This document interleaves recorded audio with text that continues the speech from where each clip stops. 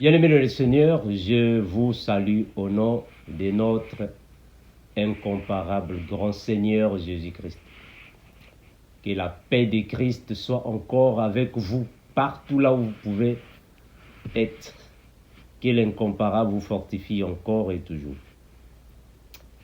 Mes frères, toujours dans le but de venir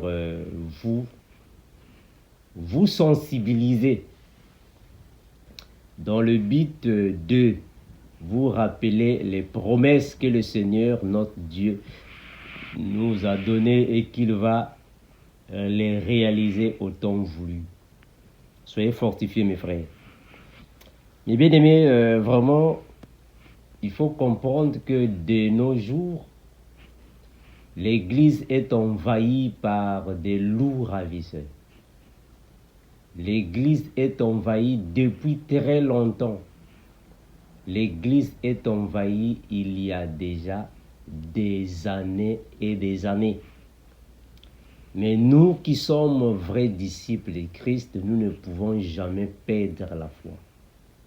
Nous ne pouvons jamais perdre ce que nous avons déjà reçu de notre Seigneur. Très important. Mes frères, aujourd'hui dans les églises, il y a plusieurs mauvaises choses qui se passent malgré les dénonciations, malgré les enseignements que nous donnons, malgré les prédications, exhortations, malgré les partages que nous faisons, mais ça ne fait que s'empirer. Vous voyez dans des églises pareilles, là où il y a même l'esprit des Jet Li, l'esprit de Bruce Lee dans les églises. Mes frères, de nos jours, il faut faire très attention, mes bien-aimés. Nous traversons des moments difficiles. Alors, si quelqu'un prend sa vie spirituelle à la légère, il risquera de pleurer les jours qui viennent. Très important, parce que la foi chrétienne se prépare. La vie chrétienne se prépare. Si tu ne prépares pas cela, tu peux le regretter. Ce qui se passe dans les églises d'aujourd'hui, mes bien-aimés, c'est vraiment regrettable, lamentable. C'est triste de voir des choses pareilles dans plusieurs églises, malheureusement. Voilà pourquoi vous voyez dans plusieurs églises, il y a des faux serviteurs. Et ils sont là, au lieu de préparer l'église à la rencontre du Seigneur, de l'époux, malheureusement, ils ne le font pas. Ils sont là pour leurs propres intérêts. Ils cherchent leurs intérêts, leur ventre. Ils ne sont pas là pour le Seigneur, mais ils sont là pour leur business. L'église est devenue comme un business. Plusieurs viennent là pour chercher de l'argent, pour chercher des richesses. Ils inventent les miracles inventés. Ils inventent les guérisons. Ils inventent tout ce qui est don de Dieu est devenu inventé. Les prophéties inventées, les miracles inventés. Donc vous vous rassemblez au lieu d'édifier l'église, mais vous vous rassemblez pour des théâtres. Ça, ce sont des théâtres. Et c'est ça que vous appelez une église de Dieu. Ça, ce n'est pas une église de Dieu. Ça, c'est un dojo. Donc, vous êtes dans un dojo, dans une salle de gymnastique, en train de faire les arts martiaux. Ça n'a rien à voir avec la parole de Dieu, rien à voir avec une église de Dieu. Rien à voir. Ça, ce ne sont pas les églises de Dieu. Malheureusement, vous partez dans des églises comme ça, vous voyez que il n'y a que les personnes de basse classe qui tombent comme ça. Il n'y a que les femmes de basse classe qui tombent. Il n'y a que les femmes parfois illettrées, les pauvres femmes, les pauvres hommes. Il n'y a que des personnes qui ont parfois un niveau de vie bas, un niveau social bas, des familles pauvres qui tombent comme ça dans les églises. Mais pourquoi les personnes qui sont élevées dans la vie ne tombent pas? Pourquoi on ne voit pas aussi les femmes des ministres, les femmes des députés qui tombent? Pourquoi on ne voit pas aussi les femmes directrices dans les compagnies, les femmes qui travaillent, les femmes qui ont fini l'université tomber? Mais on ne voit que les femmes qui vendent au marché, les femmes qui n'ont pas des études élevées, les pauvres femmes. Pourquoi il y a seulement ces personnes-là qui tombent? On ne voit jamais des personnes de bonne vie qui tombent. Il y a aussi des ministres, des députés, des présidents qui vont dans les églises, mais pourquoi ils ne tombent pas? Ceux qui tombent dans ces églises-là, ce sont seulement des pauvres personnes qui tombent. Mais pourquoi les hommes riches ne tombent pas? Vous allez comprendre que ce sont des miracles inventés. Des miracles inventés par eux-mêmes. Des guérisons manipulées. Et rien à voir avec la parole de Dieu. Mes frères, nous traversons des moments difficiles. Hein. Voilà pourquoi la Bible le dit. Hein. Le mystère de l'iniquité agit déjà. Ça agit déjà, ce mystère-là. Le mystère de l'iniquité agit déjà. Donc, dans l'Église, il y a plusieurs mauvaises choses qui se passent. Il faut maintenant faire très attention, mes bien-aimés. Vous qui mangez déjà de la nourriture solide, vous qui suivez déjà des bons enseignements, il faut vivre selon la parole. Un chrétien doit examiner les choses. C'est ça un chrétien. Le chrétien, c'est celui qui examine. La chrétienne, c'est celle qui examine les choses. Et jamais dire oui, amen, amen, amen. Non, toi tu es chrétien. Chrétien ne peut pas dire amen à tout. Non, tu dois être comme les chrétiens des Bérés, les Béréens. Parce que ce n'est pas tout le monde qui est pasteur. Non, ce n'est pas tout le monde qui est homme de Dieu. Ce n'est pas tout le monde qui est berger. Il y a plusieurs faux maintenant qui sont là. Il faut examiner les Écritures. Parce qu'il y a trop de théâtres.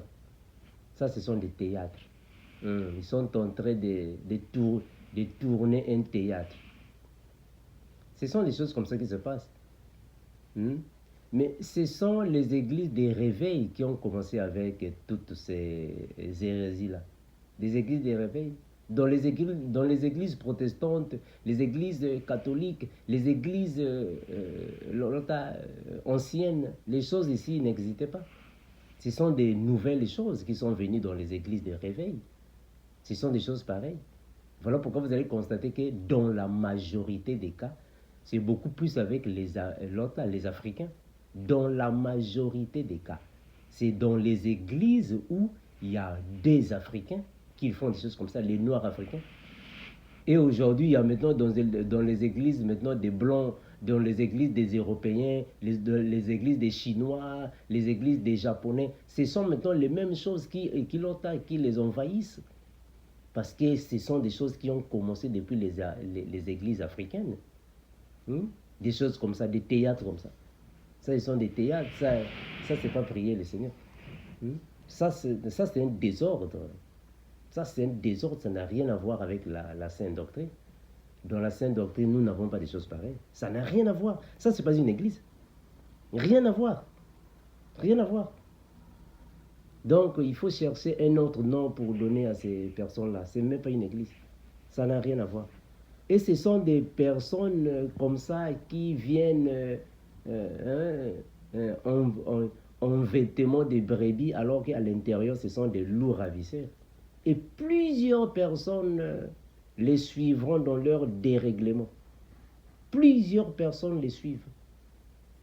Et ce sont des personnes qui sont dans des pratiques occultes, dans la cabale juive, magie et autres. Mes frères, nous sommes dans le dernier virage. Il faut prendre les choses de Dieu au sérieux.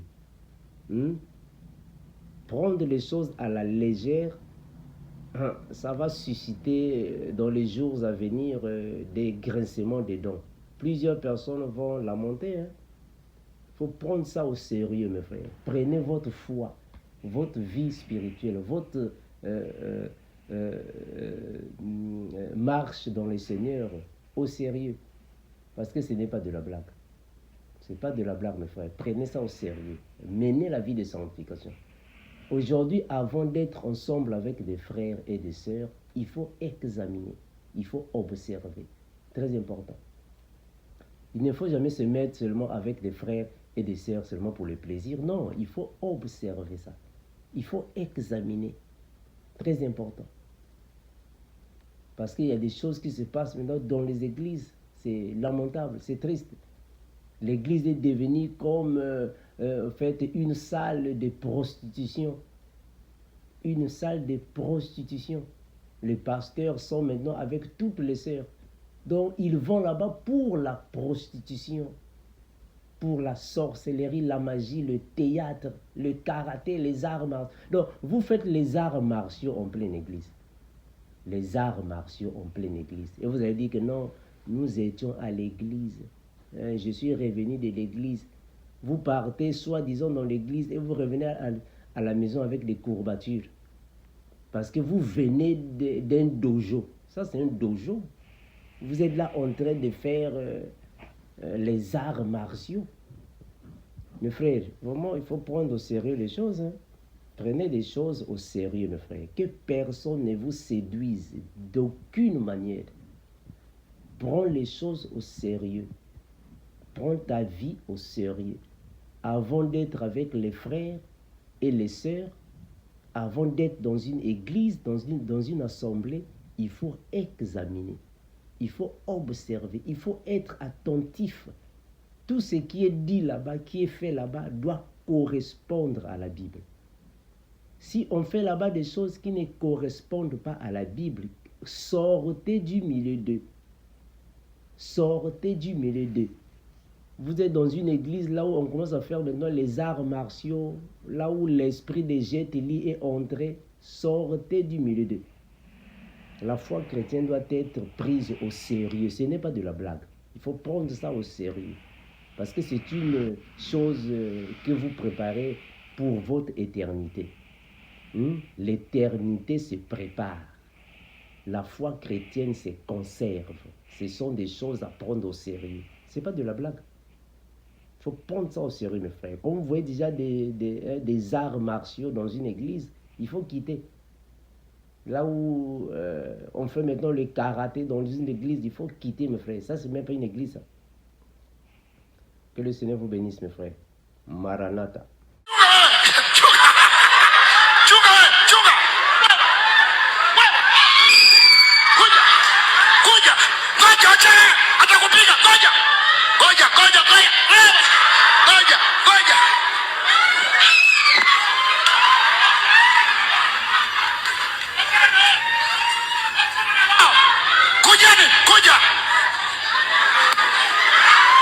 Now I pick up your coat in the name of